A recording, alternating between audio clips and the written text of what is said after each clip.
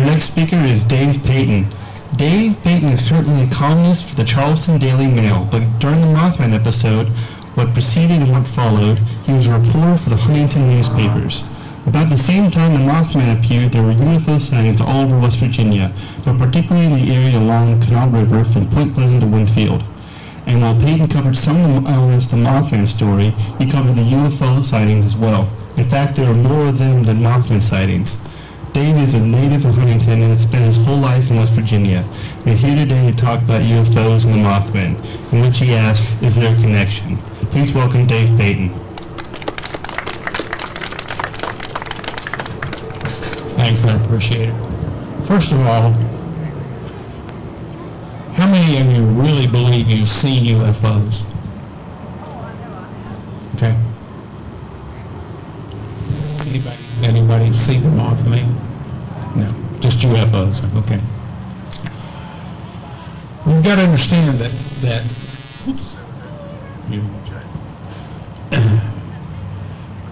yesterday around noon, a gentleman named Ralph Turner spoke here, who was a reporter for the Herald-Dispatch the same time I was. And Ralph doesn't believe in the Mothman. He doesn't believe in UFOs. He doesn't believe in any of that kind of nonsense.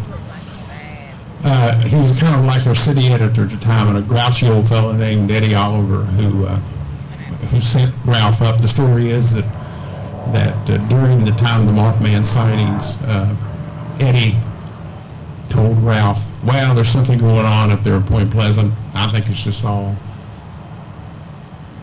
BS, but we want you to go up there and spend some time around the TNT area tonight and see if you can see what you can see.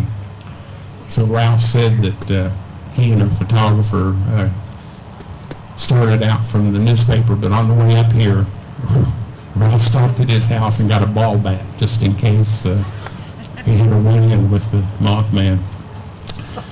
Ralph said all he saw that night was a lot of people around the TNT area looking for the Mothman. You got to remember that there was probably as many people at the TNT area during that time looking for Mothman as there are people at this festival.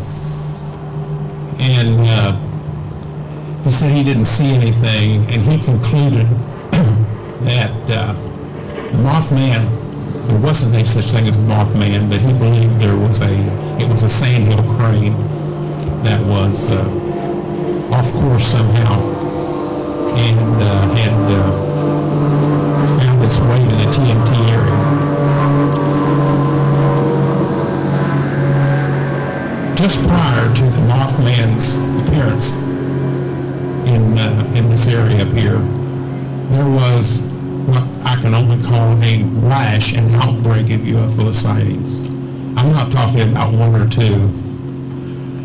While Ralph was the one assigned to cover Mothman up here, I was one of the people who was assigned to do a story almost every night about the rash of UFO sightings, mostly prior to the Mothman sighting. And there were numbers of them.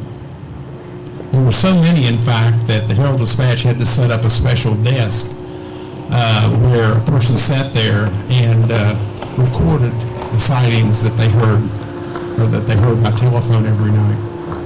People would call in, and it almost started the same way almost every time. They'd say, look, I live up here on Jerry's Run, or I live up at Point Pleasant, or I live wherever, and I'm a good Christian. I'm not drunk. I go to the Baptist church. I'm a deacon in the Baptist church, but there's something in my flying over my house right now that's got me scared to death. And this happened not once, not twice, but 20 times a night for weeks. And it kept going and kept going and kept going until finally those of us who worked at the newspaper, when we heard about the Mothman, it was kind of anticlimactic because we heard more stories about the UFOs in the year prior to the sighting of the Mothman, we heard 10 times, 100 times more sightings about UFOs, which always made me wonder if there was a connection. Now, what's Robin's last name again? Robin Bellamy just spoke before me, and yesterday she spoke about the UFOs. And I asked her about them up here, and she actually has got a printout from 3 sources about the UFOs. They've been mentioned in at least 3 books in connection with the Mothman. John Keel's book, Mothman Prophecies. And Donnie Sargent and Jeff Walmsley wrote one in 2002 called Mothman, The Truth Behind the Legend. And then Jeff Walmsley's 2005 book, and I love the name of this, Mothman Behind the Red Eyes. Don't you love that? It's a great, I'd buy that book in a minute. But Robin went through these books and listed the sightings, and some of them I remember, at least the general areas. Beginning in March 1966, there was a sighting over Point Pleasant Elementary School. And then March 29th through April 17th of 66, there was a sighting almost every night over Camp Conley. Where's Camp Conley? Anybody know where Camp Conley is? April 17th, the first sighting in the TNT area. Hartford, New Haven in May. Summer 66, people were Tiny's driving in Point Pleasant. Same summer 66 on the high side of the river north Gallipolis, which is it's right over there. Then we go into the fall, back to Point Pleasant. October 66, they were seen almost every night over Point Pleasant, about 8 p.m. Now, she points out, or the books point out, that Allegheny Airlines Flight 823 made daily flights to Huntington from the East Coast between 8:10 and 8:50. Depending on conditions, this flight may have been mistaken for a UFO, so that's a possibility there. Then in the fall, it started increasing.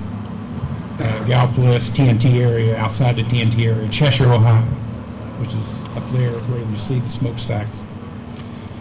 In December 66, on Ohio, across from the TNT area, Georges Creek.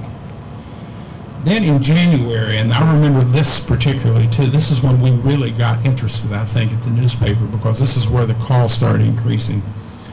They started appearing in cross lanes, which is actually about half to 2/3 of the way between Huntington and Charleston on 64.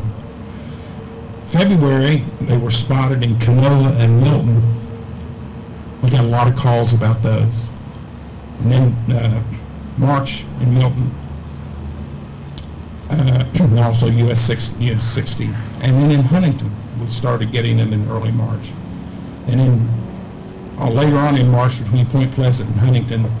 Then in later March, back to the TNT area. Seemed like the sightings moved up the river to Leetart Falls, Point Pleasant Hilltop. March 31st, 1967, Point Pleasant Lumberyard, the sheriff's transmitter tower. I think there's a story there that maybe one of them collided with the transmitter tower and caused it to fall, or at least go out of service. And then beginning in the spring, 5 Mile Creek, Madison Avenue, Point Pleasant, Gallipolis Ferry, Henderson, Gallipolis Ferry, TNT area. A lot of TNT area sightings. On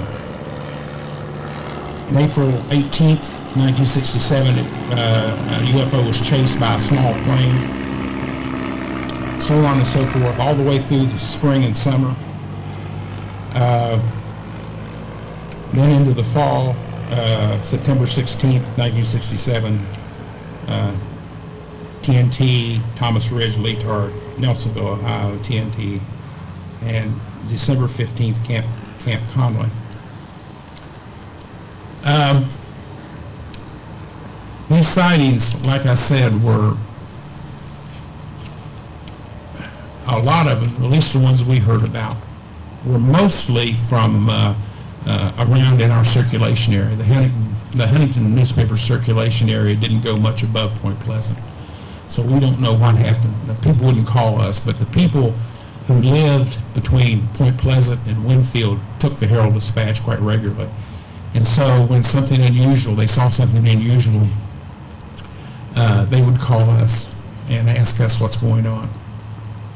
A couple of times I asked, during the height of this, I asked Eddie Oliver, why don't you let photographer and I go up there some night and just drive up and down the river and see if we can spot some. He wouldn't let us do that. He thought that was foolishness. So I waited until my night off, and the photographer had a night off, and we struck out and came up here and spent the whole night driving 35 between Point Pleasant and Winfield and back to Point Pleasant, Winfield and back to Point Pleasant. Unfortunately, we didn't see anything, but we tried. We were ready to shoot pictures if we ever got to see them. It's the way it is with newspaper people. It's just like the night that Ralph Turner came up here looking for the Mothman. He didn't see anything either, but it was at the height of the thing. Then, as I recollect, when the Mothman sightings began, the reports of UFOs kind of died off. The gentleman was here yesterday. What's his name? The one you told me about the dog. Merle Partridge spoke last year. His run-in actually may have involved a UFO and the Mothman. He said, and I recall last year, he's probably one of the guys who called our newspaper, that there was he thought that the Mothman actually was lurking around his barn. But he believes it came from a spacecraft that he saw flying overhead. And his dog, German Shepherd, went out to see what was going on, and he never saw the dog again. He believes that the dog was captured by the Mothman. So Partridge makes a connection between the UFOs and the Mothman. It's always been interesting to me that when the Mothman, that the rash of sightings of the Mothman, when they died away, that the rash of aggressive sightings of UFOs went away too.